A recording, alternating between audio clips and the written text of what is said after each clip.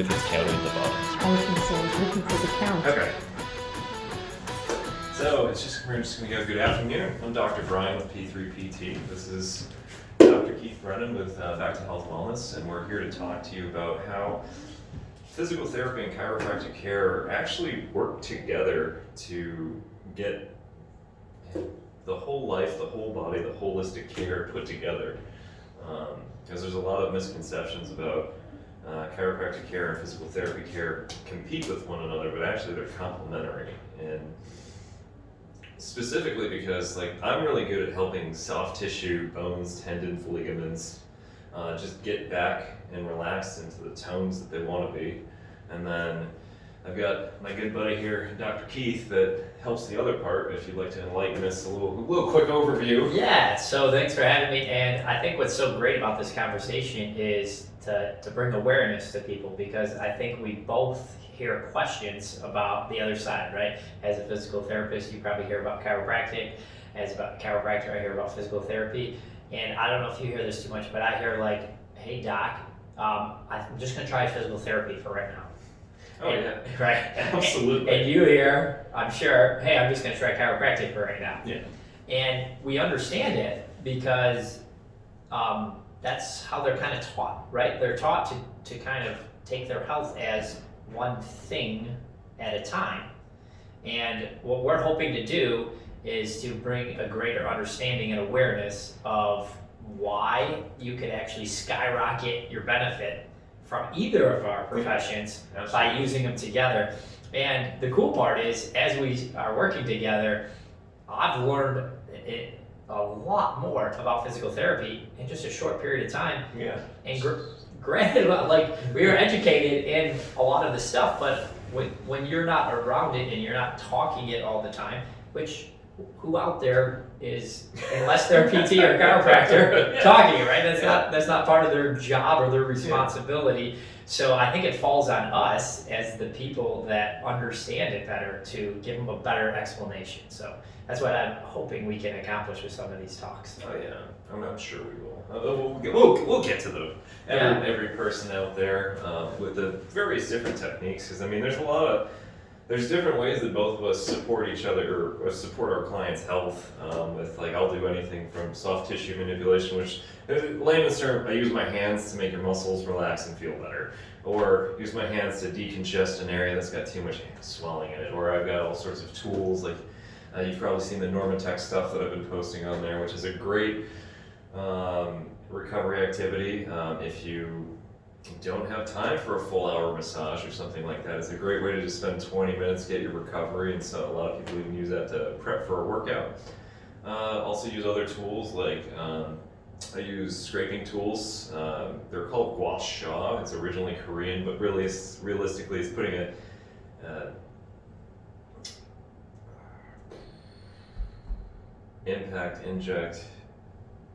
input into the system that's going to cause change between the tissues below them. Slide better, make suggestion out. And then there's also all that relaxation stuff that I love doing with the breathing, which isn't necessarily the relaxation, but a lot of people, that's what they're using it for.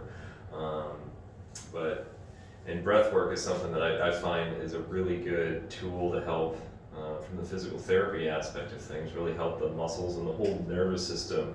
It just helps you get better control of it, so that when you encounter stress, you're a little bit more confident, but more specifically after stress, you can recover from it, because that's where people really stink at life, is just recovering from stress. Because anybody can make it through stress. You can grin your teeth, you can walk on a broken bone for a little while if you want. It's just whether you're going to let it heal after you're done walking on it.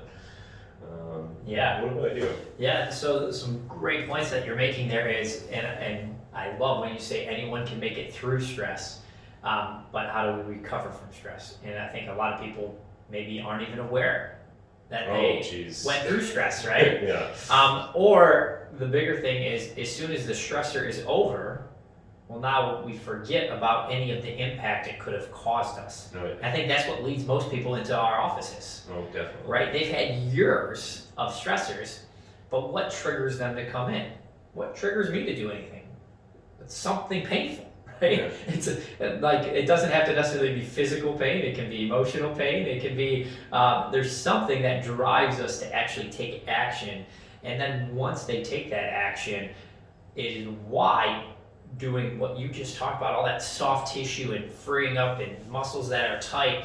So if we have muscles that are so tight and we don't do anything about the muscles, but we start doing stuff for the bones, well, can you imagine how that might be difficult for a chiropractor to get these bones to not only start moving, but even if we do, to keep them moving? Yeah, it's not gonna happen. I mean, Well, and if it is, it's not comfortable for the patient. It's not comfortable for the person that's undergoing the care. And I think we have to acknowledge that a lot of what we do in the moment might not be comfortable. Yeah. Because I think people are unaware of that as well, because we're so used to, oh, I'm uncomfortable. How do I get comfortable as fast as possible? Yeah. And I think both of us want to help you get comfortable as fast as possible. But if we don't explain to you that there's going to be some uncomfortable in the getting comfortable stage, that's why you see people go to physical therapy or go to a chiropractor for a visit, maybe just a couple of visits, and like, nah, that didn't work for me. It didn't do me any good, right? How often do we see that? Not just as practitioners, but how often do you hear of a friend that's like, man, I went to a couple visits and I know it works for you, but it doesn't work for me. That might be, people are different, so the same things don't work for each person. But I think a lot of what we find is they're not doing a combination approach, which is why we want to work together so much, right? Yeah. And they're possibly not giving it enough time to notice a result. We're just coming off January, today's February 1st, right? How many New Year's resolutions from a health, an exercise, and eating are still going on? 7. Right? 7 out of 350 million people. And why? You know, everyone who started one wants it to still be going February 1st. But if we don't stick through it long enough to get a result. Because like scientific studies show that in order to ingrain a new habit, I'm sure everybody's heard about the 10,000 rule or what have you. It's really 80 days. That's the Army did a bunch of studies and they figured out you need to do something every day or almost every day for 80 days to ingrain a new habit.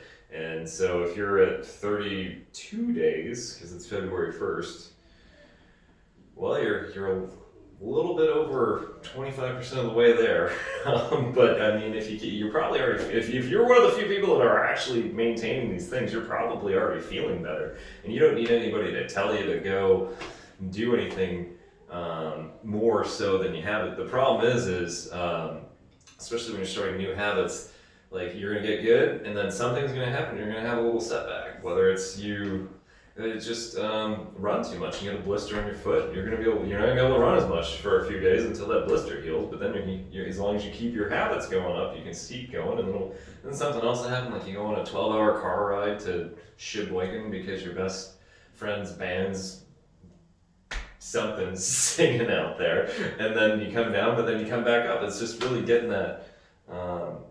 Maintaining that discipline of just doing the things that you need to do. And both me and Dr. Keith here tell you a lot of stuff on how to maintain yourself. Like you'll probably hear us both tell you to drink more water. I myself wasn't drinking enough water until this month. I'm making a change. I've got my water bottle right here. Yeah, that's the other thing too. As healthcare providers, as people that are striving for wellness, we're not always perfect at things either. Dr. Brian's talking about drinking more water. He mentioned some breath work earlier. I've fallen out of not doing as much breath work lately. And again, it's just getting back, restarting new habits that you had a benefit from. Well, how could I get that benefit again if it's starting again, right? And the combination of doing different health things is what makes it the type of result that will make you want to keep doing it, as opposed to we set so many goals that are like, well, I want to do it for this reason, but once you hit that reason, well, what's the reason to keep on going? If you don't have one, you're going to stop. It's not that you did anything wrong. Why wouldn't you stop? You hit your goal. And that's why with P3 physiotherapy, it's potential progress performance. And so it's really hitting on the whole, I forgot the word you said. Progress? progress. Before that, you were talking about something particular that I was just gonna roll off of. So that's why when I go through the goal planning process with my clients, I make them go 3 levels deep on any particular goal. So like, say you come into me and you say, "Oh, doc, I want to run more," and I go, "Okay, that's cool, that's great, that's your goal. Tell me why you want to run more." Well, you want to be healthy. Okay, fine. That's your 1 level deep. What's your second level deep? Why do you want to be healthy? Oh, well, it's because I want to be able to play with my kids when I'm in my 60s and 70s, or be able to go on this trip, or do something like that. And getting the clients to then identify that it isn't just that they want to run more, they want to be healthier, and it's because they want to be with their family and do stuff with their family and be better and not be dependent on people. Attaching your goals to that mindset and focus, that's when people really ingrain these new habits and really get the long-term changes that they're after. But that's Yeah, that might be scary to some of the people out there, right? Because they might have not heard of it. What do you mean, why? I'm coming in because I have pain, not Ryan, right? Yeah. I can't run because my knees hurt or my low back hurts. And although that is true, again, if we want to take the time to figure out why we're doing something, it's not just about like getting in touch with our feelings, which there's a lot of benefit to that, so I'm not underselling that whatsoever. Yeah. And us guys are not as good at it. we don't have speaking, to minimize that, right? but we don't have to go into it right now. Yeah, it's not a time and a place, but it's literally about figuring out like why do you do what you do, and if you are doing it for a reason that is past your goal, that's when you're going to stick with it. Right? If you start noticing the reason why I want to run is so I can have some long-term goal. Well, now when I've hit my stride of doing the type of running I want, it's not falling out of that quite as quickly. And it's the same thing, and that's chiropractic and PT. Why do they work so well together? Well, if your only objective is to get out of pain, is it possible to just go see Dr. Brian and get out of pain? Yeah, sometimes a visit, sometimes a couple visits, sometimes take a little longer. Every condition is different. Just like anything, it doesn't always get us out of pain. And same with coming to Dr. Keith the chiropractor, right? Sometimes it's quick, sometimes it takes a little longer. Can we get you out of pain? Not in all cases, but a lot of cases we can.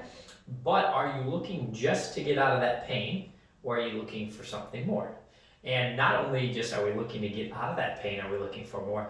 Do we want to maintain it once we're out of that pain? Absolutely. Right, that's the biggest thing. And the car analogy is just, especially we're in the Motor City, right? People will kind of resonate with that. I use the car analogy more than anything else because everyone can understand that if my tires are flattening and they're bald, not flattening, that would be air, but if they're balding, right? If they're losing tread, it's kind of similar analogy to like the tight muscles and the like you say, the limp blockage, the things that are going on with all the tension. So yeah, we need a new set of tires. I don't think anyone would disagree if we don't have any tread on our tires, we need a new set. Now we might go, I don't know if I can afford them, right? How am I going to get them? Right? So cost is an issue, but we know we need a new set of tires. Okay, what else do we know we need to do? Well, new set of tires, even us people like myself that don't know too much about cars go, we better do something about that alignment there too, right? I'm the guy, I might hit a few potholes. We're in Michigan, right? Might hit a few curbs. So if the alignment's bad and you put a new set of tires on, are the tires going to last as long? Well, I think all of us realize no, they're not going to last as long.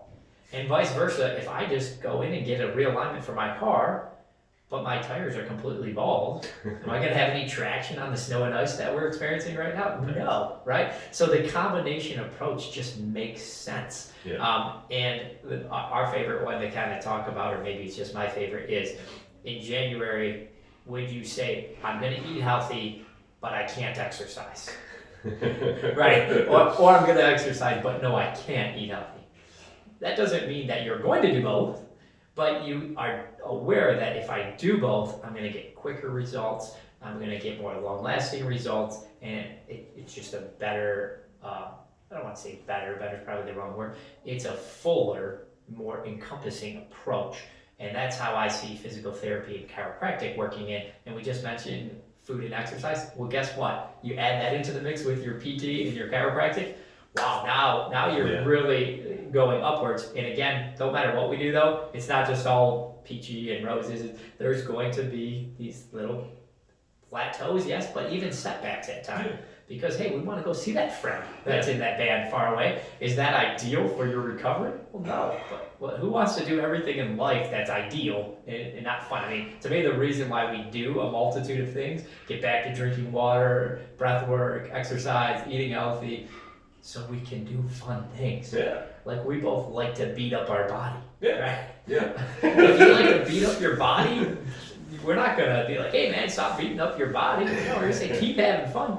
Just put some habits in, put something into your lifestyle so you can keep doing that. And I mean, that is what helps me be able to drink water. I used to hate drinking water, right? And now people that meet me are like, oh, you love drinking water, dude.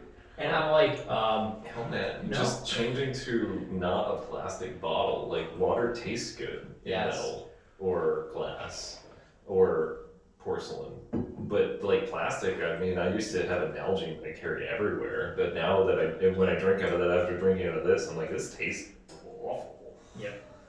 It's just, but that's a simple change you can make. Just make water taste good, and you don't have to do anything. Just buy the metal thing. But you probably get this at TJ Maxx. You'll start noticing that to other people you'll be snobby about your water, right? Because that's how, like, now that I'm used to drinking out of, I love the Yetis because I like my cold drinks really cold and my hot drinks really hot. So people see me, I walk everywhere, I got my blue one for the water only goes in this Yeti, and my other one's a stainless steel one, and the coffee goes only in the coffee. I don't typically put salt in it, only because I'm not afraid to use salt in what I'm eating. Okay.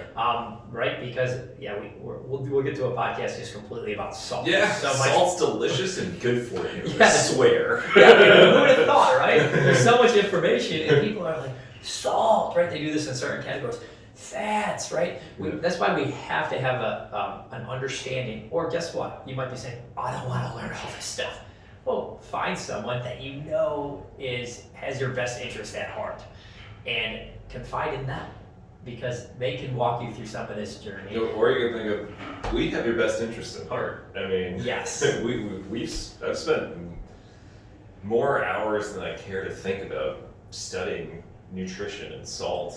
I read a whole book on milk just because I'm trying to figure out where certain aches and pains that I have going on in my body, and I'm just trying to figure it out. That's exactly right. That's what I'm saying. So whether you can find it us or someone else, there's lots of passionate people like us out there that we don't have skin in the game from a financial perspective on whether you have salt or don't have salt. Yeah. Right? So why would we be talking about how salt is good for the body? Well, because science tells us. Because, I mean, honestly, we should be telling our clients to eat less salt because they would have to come in more, but we're telling you to eat more salt. Right. The right kind, right? Yeah, so the right kind of salt. It's doing the right things, and that education behind that, ultimately, we want to keep it as simple as possible for you, but any good thing can be done wrong. Right? With water's a great case of that. You right? die from too much You water. can die from too much water, right? And we're not saying that for shock value, like, right? And we're not saying that, be scared of drinking water. Trust me, just about anything else you're drinking is a lot more scarier to think about if we want to get into anything else you're drinking. And it's hard to drink too much water. Yes. Like, how much do you drink a day? Like 2 gallons or something? Yeah, between 1.5 gallons and 2 gallons typically, right? And you're fine. Well, not only fine, the cool things of it, right? So trying these habits, at the beginning they suck. Starting to drink water sucked, right? Why? Because everything else tastes better than water. Like, I don't sugarcoat it. Like, other things taste better than water. Now, I do enjoy the water taste now more than I used to, but everything else tastes better. Okay, Doc, well, why would you torture yourself? It's not torture anymore. Yeah. Right? Because I'm used to it, and it's just something that I do. It's a habit, and I'm used to having more energy. I'm used to being able to do whatever exercises I want to do and not feeling dehydrated. I'm used to being able to digest my food better now. I'm used to having more focus and clarity, right? So your skin even feels differently when you're doing it. Like my skin, really dry skin, grew up with really dry skin. Now, right now, it's really hard to keep the skin moist because we're washing our hands so much because winter and COVID, right, both going on. So, but typically speaking, on non-really cold months, I don't have to lotion my hands like I used to have to always lotion my hands. Why? Hydration. Like your body tells you, I need more water. It just doesn't come out and speak to you, right? Yeah. It's not going to come and say, hey, go visit Dr. Brian, I need PT. Hey, go visit Dr. Keith, I need chiropractic. hey, I need water. It's gonna tell you in some form of movement or some form of thing you're doing in your life is not gonna be to where you want it to be. That is your sign to say, hey, I got choices. How can I do something about this? And my biggest suggestion would be, if you're going to somebody and they think that they are going to solve all of your problems, think deep and hard about that, right? Yeah. I Things are keep, pretty complicated. yeah, who's better at the soft tissue stuff? Dr. Brian's better at the soft tissue stuff. That doesn't mean I'm not educated in it and I can't give you some starting blocks, and we do, right? And Dr. Brian knows that we do, and he is all for us doing that. Why? Because if you consistently do those type of things, you're gonna make what he does that much more effective and helpful. And guess what? We're trying to help you not need us. It's a terrible business model, but at the same time, it's the best business model, because if you have people that are out there living the lifestyle and needing, I should say, less of us, well, those are the people that are like, hey, go to these guys, because once they get you to where you want to be, well, you can see them either much less or not see them based on what you want to do. Now, again, would you never go visit the tire guy once you got a new set of tires? I would hope you would eventually get some new tires, unless you're economically strong enough to just get a new car every time you need a new set of tires. We're not in that world, but you can't buy new muscles, right? Not yet, anyway. Someday we might have that technology. Yeah. So we got to take care of what we have, and the coolest part about the human body is we can beat it up and do the wrong things and not drink enough water and not visit a physical therapist and not visit a chiropractor. And man, we've had some patients recently that have come in and they're like, man, I put this off for so long and now I'm doing these things and I didn't even realize the benefits I could still get. Because I think that holds a lot of people back. Like, well, I've ignored it for so long, it's just a lost cause. But it's the problem with that is most people think if they ignore something long enough, they just have to go get surgery. But most of the time, unless there's like an acute injury, like you got hit by a truck, that'll probably there's a good instance that's going to need some surgery. But like if you've got a shoulder that's hurting for like 5 years, come in, I'll take a look. I'll let you know if we can make it get better, because I mean it probably is. Because most rotator cuffs I'll just bring up rotator cuffs because most of those, older adults tend to get those over time, and it's just because the vast majority of rotator cuff issues in older adults is they just had an imbalance and improper mechanics for a long enough time, and they slowly wore through the muscle. But I'm not saying that to say that you wore through your muscle. I'm trying to say that you're causing irritation and damage, and the pain is your body letting you know something's wrong, and then that's when you need to come and get some help to get it right. Yeah, that's a great lead-in. So when we've worn out for that long, and if we're wanting to avoid surgery, because there's a lot of things that are elective surgeries, we could have a surgery, but could you try to do something before we have the surgery? And most of the times, and I think even surgeons are getting more, they're so busy anyway, they're getting more and more open to the idea, yeah, why don't you try chiropractic, physical therapy, massage, try these less invasive things first. And those are the ones that have been to the point where they could be having surgeries that we find the most combined approach being so helpful. Because if you've had a shoulder problem for a while, you think you might be impacting the spine. And so if we can team the approach of how to help things, the recovery from the body is just so much better opportunity. Doesn't mean you're going to be back to brand new. Man, we wish we could do that, right? But does surgery mean you're going to be back to brand new? Well, no, right? So it's getting us to a point where we can do more of whatever we need, the shoulder, the knee, the back, whatever we need it for. And really the majority of our goal is to, how do I get as much of that back as I can? And if we do a team approach at the muscles and the bones, and then you start absorbing a little bit of things you can start doing at home, it's the consistency and the discipline of doing it over a period of time where we see the impact on people. Yeah. And that's why in our office, we give different approaches, right? You can do just like a short-term acute care, or you can do something more corrective and wellness-based. And what do I mean wellness-based? Well, everyone wants wellness, Yeah. right? Well, Right? Unfortunately, it takes consistency and time to develop wellness and to maintain wellness. So, although we might all want it, it takes changing in habits in order to achieve it. So, some things are simple, but they're not easy. And this is a lot of choose your hard is a nice quote I like to hear. Would you rather choose your hard of going through surgeries and recovering from surgeries and then having more surgeries and not being able to use things that you want, or the hard, consistent, disciplined work of using a team of healthcare professionals and doing things ourselves to maintain the activities that we like to do? I mean, what if you're out there and you're just like, hey, Dr. Brian, Dr. Keith, I'm not active like you guys. I like to play video games and be on a computer. Or you think their joints are gonna wear out too if they just keep doing those types of things? Right. Oh, yeah. I could go on for a little while on why joints wear out when you don't move, but I mean, simple. Motion is lotion. Yes, yes. So don't be thinking, well, I'm not a triathlon, or I'm not an Ironman, or I'm not trying to do all these crazy things I might hear that a chiropractor or physical therapy is doing.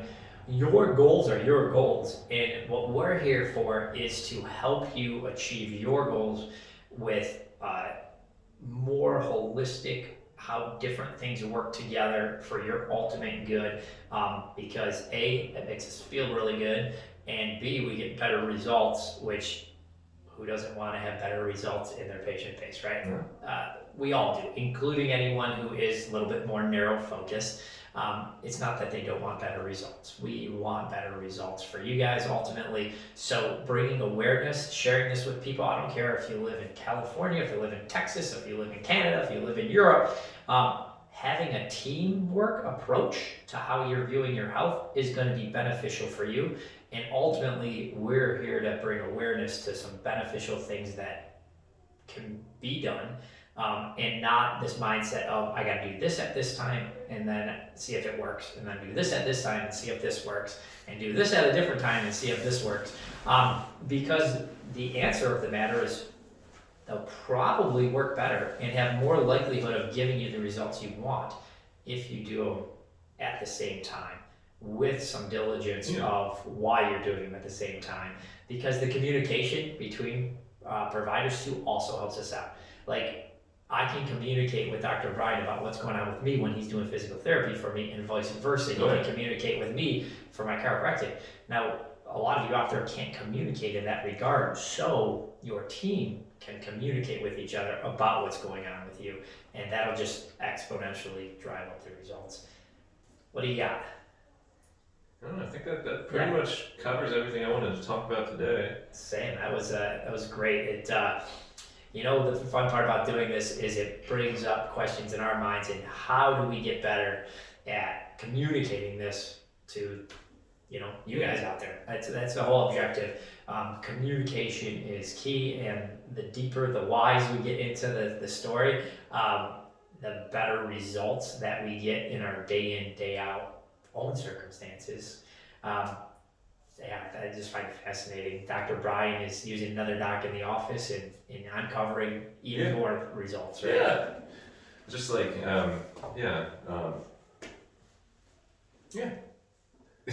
Awesome. Thank you.